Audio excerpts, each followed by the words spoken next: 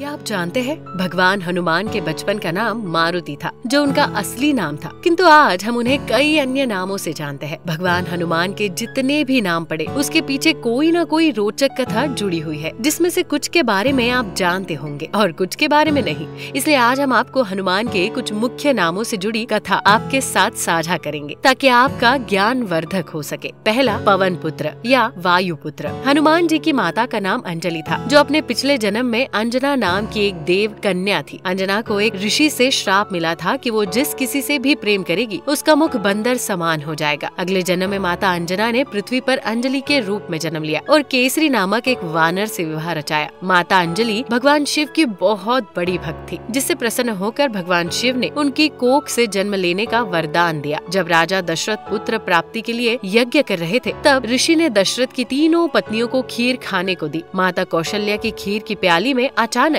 चील आई और थोड़ी सी खीर अपने पंजे में लेकर उड़ गई। माता अंजलि एक जगह पर भगवान शिव की आराधना कर रही थी। तब शिवजी ने वायुदेव को चील के पंजे से वो खीर माता अंजलि के हाथों में गिराने का आदेश दिया। वायुदेव ने ठीक वैसा ही किया और माता अंजलि ने वो खीर भगवान शिव का आशीर्वाद समझकर खा ली, जिसके बाद उन्होंने मारुति को जन्म दिया। इसलिए उन्हें पवन पुत्र या वायु पुत्र के नाम से भी जाना जाता है। हनुमान नाम कैसे पड़ा? जैसा कि हमने आपको बताया कि हनुमान जी का असली नाम मारुति था, तो अब सोचने वाली बात यह है कि उनका नाम हनुमान कैसे पड़ा। दरअसल हनुमान संस्कृत भाषा का शब्द है, जो दो शब्द के मेल से बना है। हनु अर्थात जबड़ा व मान अर्थात विकृत। इस तरह हनुमान का अर्थ हुआ विकृत या मुड़े हुए जबड़े वाला। किंतु क्या आप जानते हैं कि हनुमान जी का जबड़ा जन्म के समय एकदम सही था, तो उनका जबड़ा टेढ़ा कैसे हुआ? जब भगवान हनुमान छोटे थे, तब उन्होंने आकाश में सूर्य को देखा, जिसे उन्होंने एक फल समझा। इसी कारण वे आकाश में उड़े और सूर्य को निगल लिया, जिस कारण पूरे विश्व में अंधकार छा गया। इससे क्रोधित होकर इंद्रदेव ने अपने वज्र से हनुमान जी पर प्रहार किया, जो उनके जबड़े पर लगा और वे मूर्छित होकर पृथ्वी पर गिर पड़े। तब से उनका जबड़ा थोड़ा टेढ़ा हो गया और उनका नाम हनुमान पड़ गया। तीसरा, बजरंग बली का अर्थ। संस्कृत भाषा में बजरंग बली का अर्थ कुमकुम या सिंदूर से होता है। इसके पीछे भी एक रोचक कथा है। आप सभी को ये भली भांति ज्ञात है कि भगवान राम के सबसे बड़े भक्त हनुमान थे और हनुमान जी को भी प्रभु राम से अत्यधिक लगाव था। एक दिन हनुमान जी को माता सीता के सिंदूर लगाने की बात पता चली, तो वे उत्सुकतावश इसके पीछे का कारण पूछ बैठे। तो सीता माता ने उन्हें बताया कि वो सिंदूर श्री राम के लिए लगाती है, जिससे वे स्वस्थ रहते हैं और दीर्घायु बनते हैं। इतना सुनते ही हनुमान जी ने सोचा कि यदि माता सीता के केवल इतना सा सिंदूर लगाने से इतना प्रभाव पड़ सकता है, तो मुझसे क्यों नहीं। इसके बाद उन्होंने अपने पूरे शरीर पर सिंदूर का लेप लगा लिया। तब से उनका नाम बजरंग बली पड़ गया। इसलिए आज भी आपको हनुमान जी के मंदिर में सिंदूर चढ़ाने की परंपरा मिलेगी। संकट मोचन नाम क्या है? चाहे हनुमान चालीसा हो या रामायण, सभी में हनुमान जी को संकट मोचन कहा गया है। अर्थात हनुमान जी ऐसे महापुरुष थे जो अपने चाहने वालों के संकट मिटाते थे, चाहे वो माता सीता को ढूंढना हो या लक्ष्मण के लिए संजीवनी बूटी लाना हो। जब जब भगवान राम पर कोई विपदा आई, तब तब उन्होंने अपने परम भक्त हनुमान को याद किया और हनुमान ने उनका हर संकट भी दूर किया। हनुमान की निष्ठा भाव से की गई भक्ति से प्रसन्न होकर माता सीता ने उन्हें अजय अमर होने का आशीर्वाद दिया था। अर्थात हनुमान जी ही भगवान के रूप में ऐसे जीवित मनुष्य है, जिन्होंने अमर होने का वरदान प्राप्त किया है। लोगों का आज भी ये प्रबल रूप से मानना है कि भगवान हनुमान आज भी किसी न किसी रूप में इस पृथ्वी पर है और उन्हें अगर सच्चे मन से याद किया जाए, तो वे अपने भक्तों के संकट जरूर हरते हैं। हनुमान जी का पंचमुखी अवतार। पंचमुखी भी एक संस्कृत भाषा का शब्द है, जो दो शब्दों के जोड़ने से बना है। इससे पंच का अर्थ संख्या 5 से है, वो मुखी का अर्थ मुंह से है, अर्थात 5 मुंह वाले हनुमान। एक बार रावण के भाई अहिरावण या महिरावण, जो अपनी मायावी शक्तियों के लिए प्रसिद्ध था, उसने भगवान राम व लक्ष्मण का अपहरण कर लिया था और उन्हें पाताल लोक ले गया था। वो वहाँ अपनी देवी महामाया के सामने दोनों की बलि चढ़ाने वाला था, किंतु हनुमान वहाँ उन्हें बचाने आ गए। वहाँ उन्होंने देखा कि 5 दिशाओं में 5 दीपक जल रहे हैं, जिन्हें एक साथ बुझाने पर ही अहिरावण का वध संभव था। इसलिए हनुमान ने 5 मुख वाले हनुमान का रूप धरा, जिसमें उन्होंने वराह,